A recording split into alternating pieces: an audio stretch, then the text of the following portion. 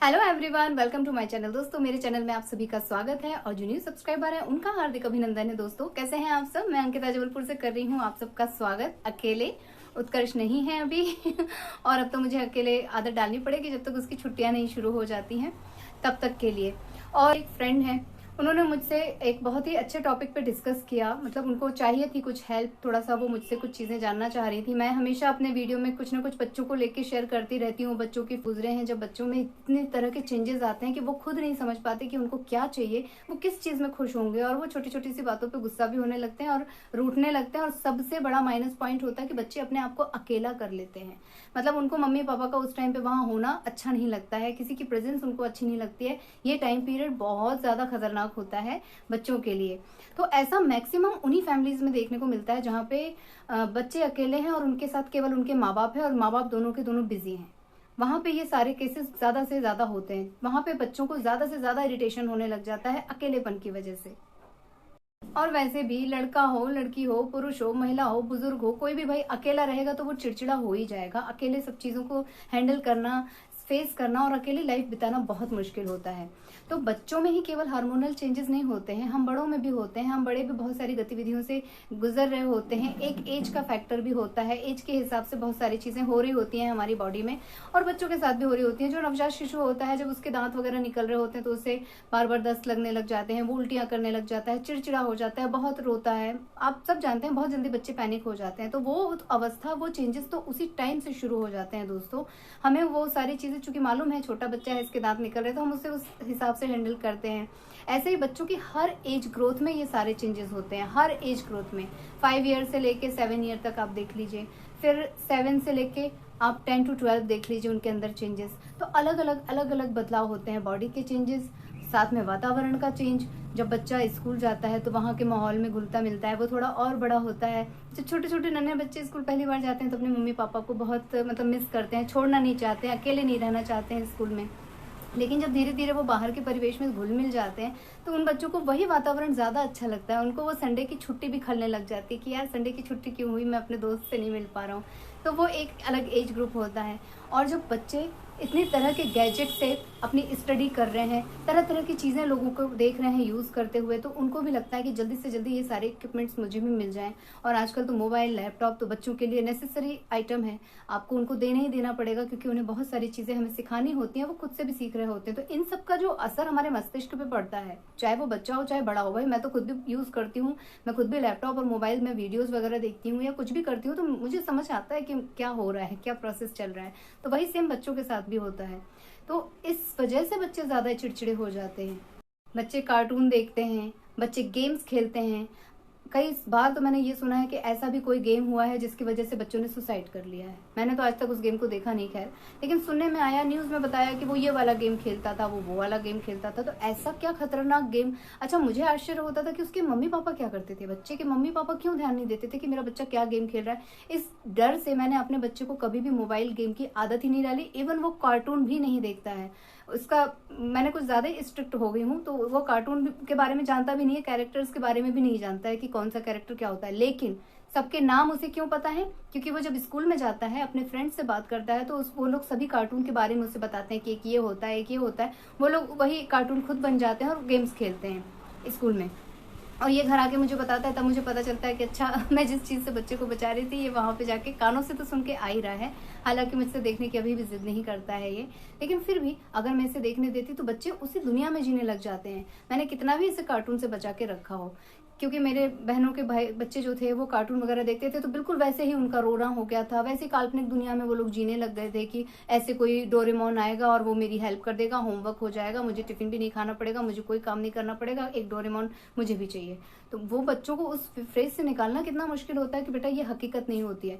तो इसी सब चीज़ों को मैंने महसूस किया और अपने बच्चे को जो है कार्टून से दूर रखा। लेकिन ये साउथ इंडियन मूवी देखते थे, ये गणेशा देखते थे, सोनी पे जो गणेशा आता था, ये उसे बहुत गंभीरता से देखता था और हर एक चीज को एकदम सच मानता है कि ये चीज वाकई में होती है। गणपति बप्पा ऐसा करते हैं, हनुमान जी ऐसा करते हैं, शंकर भगवान ऐसा करते हैं। सब चीजों को इसने बिल्कुल आत्मीयता से ले लिया कि हाँ, ये भगवान ऐसे करते हैं, भगवान ऐसा ऐसा ही होते हैं। और साउथ की मूवी देख के तो सिवाय दिन भर ढिश ढुश ढुश के इसको कुछ भी नहीं करता है। ये पूरे टाइम इसको लगता है कि यहाँ से ऐसे उड़ के मारा जा सकता है, वहां से ऐसे उड़ के। कितना भी आप बचा लीजिए, बच्चे उस फ्रेज में, उस जीवन में आ ही जाते हैं। जैसे मैंने कहा कि ये मैक्सिमम एकल फैमिलीज में होता है, ज्वाइंट फैमिली में ऐसा नहीं होता है। लेकिन मेरी ज्वाइंट फैमिली होते हुए भी मेरे बुआ फूफा दोनों जॉब करते थे, मेरे दीदी जीजाजी दोनों जॉब करते थे, मेरे भैया भाभी जॉब करते थे, तो इनके जो बच्चे हैं वो अकेले ही हो जाते थे। दादा दादी भी जॉब पे गए हैं, मम्मी पापा भी जॉब पे गए हैं, बुआ फूफा भी जॉब पे गए हैं। अब बच्चे सारा दिन घर में अकेले, और हर बच्चे में एज डिफरेंस है। वो क्या कर रहे हैं घर में, क्यों उदास हैं, वो घर लौट के आ रहे हैं तो दाई नौकरों के भरोसे हैं कि भाई उस महाराजिन है उसने खाना बना दिया है, एक है कपड़े धुल दिए हैं, एक ने जो है बर्तन साफ कर दिए हैं, एक ने पूछ लिया बच्चों से जो आया जैसे होती हैं उनने पूछ लिया कि अच्छा बेटा आप खाना खाओगे, खाना लगा दे, कपड़ों की तह बना के लगा दी, उनको नहला दिया धुला दिया।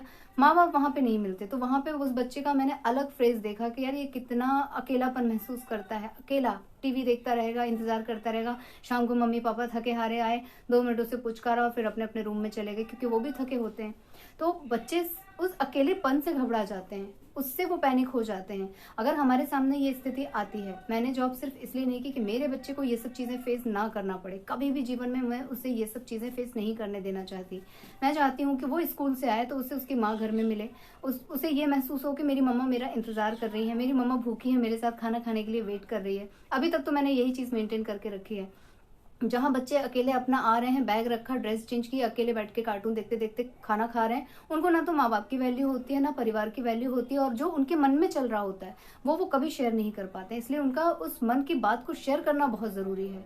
बच्चे जब बाहर दोस्तों के पास जाते हैं, जब तक आप उनसे बात नहीं करोगे कि उनने नया क्या देखा, वो किस चीज से प्रभावित हुए हैं या किस बात से वो हर्ट हुए हैं, क्या चीज उनके मन में चल रही है, कहाँ पे वो जीत कर आए हैं, कहाँ पे उनको हार का सामना करना पड़ा है, वो सारी चीजें कब निकलती हैं? जब हम उनके साथ कन्वर्सेशन करते हैं, जब हम उनके साथ थोड़ा समय बिताते हैं, तभी वो ये सारी चीजें आपके साथ शेयर करते हैं। अदरवाइज बच्चा अपने मन की बात आपसे उतना शेयर नहीं कर पाएगा। मैं भी कभी कभी बिजी होती हूँ और किचन में उत्कर्ष पीछे पीछे मम्मा मम्मा मम्मा मम्मा करता रहता है, तो मुझे लगता है कि थोड़ी देर मुझे छोड़ दे, मैं खाना बना लूं, नहीं तो नमक डालना भी भूल जाऊंगी। लेकिन अगर मैंने उस टाइम पे इसे भगा दिया तो ये जो कुछ जरूरी बात भी मेरे साथ शेयर करने वाला होता है तो ये भूल जाता है और फिर नहीं बताता है। तो मैं हर वक्त इसकी बातें सुनती रहती हूँ, हर वक्त। मैं इसको बिल्कुल भी ऐसा मौका नहीं देती हूँ कि नहीं नहीं मैं तुमसे बाद में बात करूंगी। नहीं, अगर तुम आए हो स्कूल से, तुम्हारे मन में तुम्हारे साथ कुछ भी हुआ है तो मुझे बताओ। इवन आजकल तो आप न्यूज में देखोगे, आपको सुनने में आएगा, छोटे छोटे बच्चों के साथ बहुत बहुत बड़ी बड़ी वारदातें हो जाती हैं। बच्चे उसको भी मन में दहशत के मारे रखे रहते हैं, उस चीज से भी वो कुंठित होते रहते हैं, घुलते रहते हैं। तो वो सारी चीजें केवल एक मात्र हमारा कन्वर्सेशन ही दूर कर सकता है, बच्चों के साथ एक दोस्ती वाला व्यवहार ही दूर कर सकता है।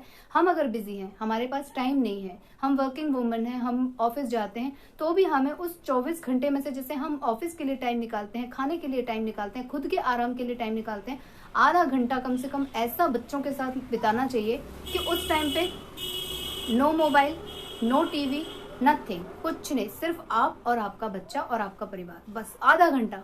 उस आधे घंटे को इतना यादगार बना दीजिए कि बच्चा उस आधे घंटे को 1 घंटे में तब्दील करने के लिए छटपटा जाए कि हाँ मुझे मेरे मम्मी पापा के पास बहुत अच्छा लग रहा है, मैं बहुत एंजॉय कर रहा हूँ। उसके साथ बाहर आप थोड़ा खेल कूद सकते हैं, आप उसके साथ गार्डन में घूम सकते हैं, आप घर में कुछ ना कुछ उसके साथ कर सकते हैं। हमें और कुछ करने की जरूरत नहीं है, हमें सिर्फ ये सोचना है एज अ पेरेंट कि जब हम छोटे थे और हमारे हाथ में मोबाइल, टीवी ये सब नहीं होते थे, गैजेट्स, तब हम क्या करते थे, तब हम कैसे रहते थे। अंताक्षरी खेलते थे हम, और क्या क्या गेम खेलते थे, गिल्ली डंडा वंडा, ये कंचे वंचे, वो सब छोड़ दो, लेकिन कुछ तो हम ऐसे बैठ के राजा मंत्री चोर सिपाही जैसे कुछ तो गेम खेलते थे। भले कि किसी भी एज ग्रुप का बच्चा हो, उसे एंजॉयमेंट उसका आने लग जाता है, वो एंजॉय करने लग जाता है। अगर हम इस तरह की बचपने वाली हरकत हम लोग करते हैं तो उनको भी अच्छा लगने लगता है। 1-2 बार वो अवॉइड करेगा कि अरे क्या कर रही हो मम्मा, मम्मा अब क्या कर रही हो, ये क्या हो रहा है माँ, ये क्या हो रहा है पापा, लेकिन बाद में वो एंजॉय करेगा, बाद में वो उसी चीज में बहुत ज्यादा दिलचस्पी लेगा।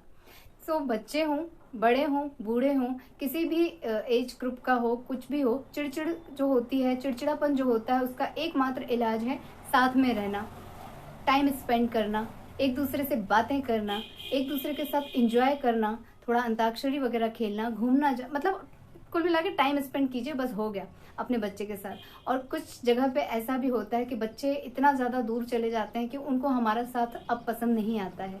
माता पिता हों, अगर हम बार बार उनसे कुछ पूछते हैं तो वो चिढ़ के, चिल्ला के, झल्ला के जवाब देते हैं या कुछ पटक के चले जाते हैं। कभी कभी ऐसा होता है ऐसा दोस्तों, मैंने देखा है।